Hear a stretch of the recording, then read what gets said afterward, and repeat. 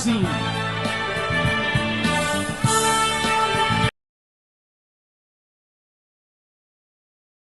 در آبهای نیلگون.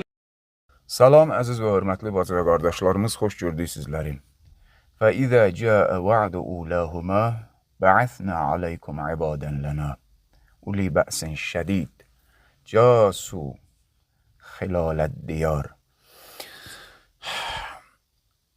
Allah Teala Qur'anda İsra surəsinin 4-cü ayəsindən başlayaraq bu oxuduğumuz 5-ci ayə ilə birlikdə Bəni İsrailə əksəriyyəti fasiq olan və tarix boyu şeytanın nümayəndəliyini edən əksəriyyəti fasiq Bəni İsrail və Yahuda iki mütləq nabud olma vədi verib, əzab vədi verib.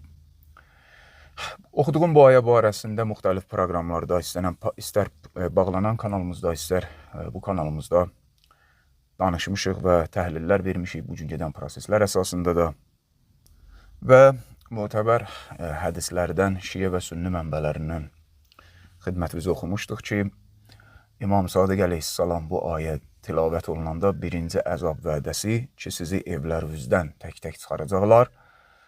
Soruşurlar, İmam 3 dəfə and içir. Vallahum əhlukum. And olsun Allaha ki, bu qum əhlidir.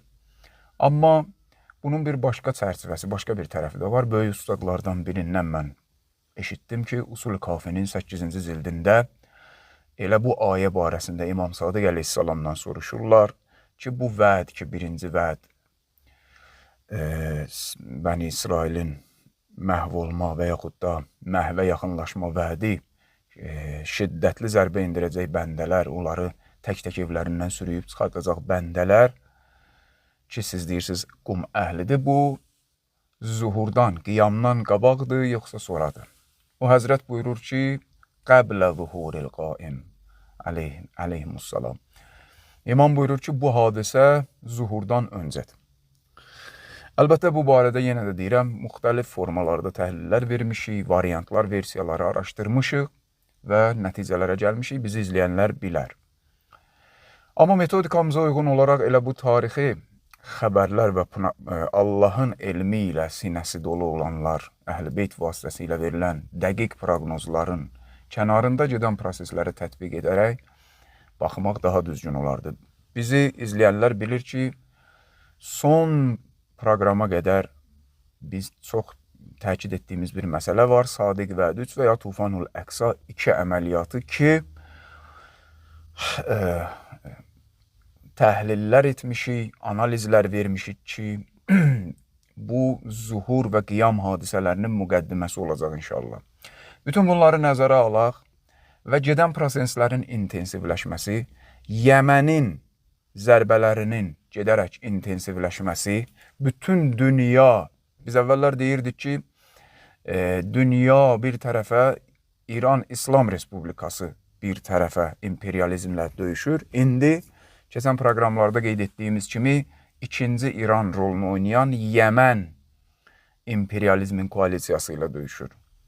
Vurulur, amma vurur. Özü də pis. Elə bir neçə dəqiqə bundan öncə də Telegram kanalımızda xəbərini yerləşdirdik. Hər gün olduğu kimi adətə çevrilib artıq. Yəmən Amerikanın zərbələrinin qarşısında böyük Truman gəmi donanmasını, qırıcı daşıyıcısını vurmaqla yanaşı, ballistik və dronlarla Təl-Əvivdə də milyonlarla Siyonist mışını yenə də sığınacaqlara qaçmağa məcbur etdi. Hypersonik, ballistik 2 raketlə Ben Gurion Gorbacorun adına olan hava limanını da yenə tətilə məcbur elədi. Bununla yanaşı, dünənki Telegram kanalımızda da onun xəbərini də yerləşdirmişdi. Sepahın Quds qüvvələri, yəni məntəqənin müqavimət qollarını yaradan və idarə edən qüvvələrinin komandiri General İsmail Qaani Yəməndəki çıxışı ilə müqavimətin arxasını bəzi şayələrə əksinə olaraq boş buraxmadığını göstərməklə yanaşı, Sadiq Vəd 1 və 2-dən danışdı və müqavimətin Qüdsün azadlığına qədər davam edəcəyini və zərbələrinin indiriləcəyini vəd verdi. Yəni Sadiq Vəd 3 və ya Tufanul Əqsa 2 buradan da bilinir. Yəmənin zərbələrinin intensivləşməsi də, baxın Sadiq Vəd 1 və məxsusən 2-də də bu proseslər özünü göstərirdi. Və bütün bunlardan əlavə, bəlkə də bunlardan da daha mühüm. Dünən Sepah yüzlərlə raket şəhərciklərindən, şəhərcik də deyil, şəhərlərindən birini təqdim etdi, nümayişə qoydu. İndiyə qədər 3-4 dənəsini mən görmüşəm, yəni göstəriblər. Və bu da bütün dünya medialarını, Hindistandan ta Qərbin, İngiltərənin, Amerikanın öz medialarını, hətta Siyonist rejimin dünən mən baxdım, öz medialarını böyük bir şoka və qorxuya salan bir raket şəhəri idi. Təxmin edə bilmirlər, minlərlədimi buradakı ballistik və raketlər və buradakı raketlərin növü hələ nə qədədir. Hər növün minlərlə raketi var. Bunu göstərəndə bir çoxlarının, bəzilərinin diqqətini çəkən bir məqam ki, mənim öz diqqətimi də çəkdi. General Baqeri və General Hacızadə adətən raket şəhərciklərini göstərəndə Amerika və İsrailin bayrağı bir yerdə göstərilirdi ki, tapdalayıb keçirdilər. Bu dəfə İsrailin bayrağı məxsusən göstərilir. Onu tapdalayırlar və bu gün də bayaq kanalımızda, Telegram kanalımızda linki həmişə olduğu kimi adlıq bölməsinin üzərində vurub abunə ola bilərsiniz. Yerləşdirdik orada. Sepah da bir tərəfdən sürətli hərbi qayıqları 3000 qayığı ilə Fars körfəzində keçirdiyi hərbi parad və təlim məşqdə Siyonist rejimin bayrağı yandırılır. Bu da bütün bunlar əvvəldə oxuduğum ayə ilə və bunu da nəzərə alsaq ki, divin canı şüşədə olduğu kimi dəfələrlə demişik bunu, Siyonist rejim, böhran mərkəzi, böyük şeytan, evangelizmin mərkəzi Amerikanın şüşədə olan canı misalındadır, Papanın gül balası.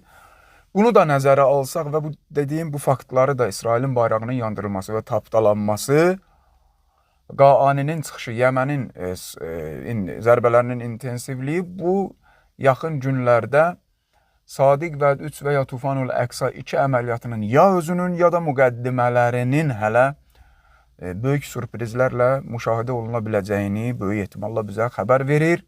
Amma arxayın olun, Sadiq Vəd 3 və Tufanul Əqsa 2 əməliyyatı çox mükəmməl zaman və şəraitdə yerinə yetiriləcək. Mənim özümün şəxsən 1, 3, 4 ehtimalım var ki, bəzi proseslərdə yetişməlidir, meyvə çal dərilməz və elə bir pik nöqtədə yerinə yetirilməlidir ki və yetiriləcək ki, inşallah bütün imperializm və ona quyruq bulayanlar və kuklalıq edənlər, Erdoğan hökumətindən tutun, İordaniya hökuməti, Lübnan hökuməti, bəzi ərəb liderləri, Azərbaycan hökuməti ki, xalqına bu qədər işgəncə verir, zülüm verir, özünün övladları, xəstə övladlarının keyf çəkməsi üçün xalqa bu qədər işgəncə verir. Bütün bunların hamısının səsi xırp eləyib kəsiləcək, özü də balaca bir iş olmayacaq. Yəni, türk fitnəsi, pantürkizm fitnəsi də böyük ölçüdə çöküşə keçəcək. Ki, keçib Zəngəzur fitnəsi, amma daha böyük ölçüdə, daha dərin quyuya düşəcək. Bundan arxayın olun, bəs biz buna görə deyirik, Sadiq Vəd 3 və ya Tufanul Əqsa 2 əməliyyatı həqiqətən də qiyamın öncəsi, qiyamın müjdəsi olaraq bir müqəddimə olacaq inşallah. Ona görə də ən mükəmməl formada yerinə yetirilməlidir.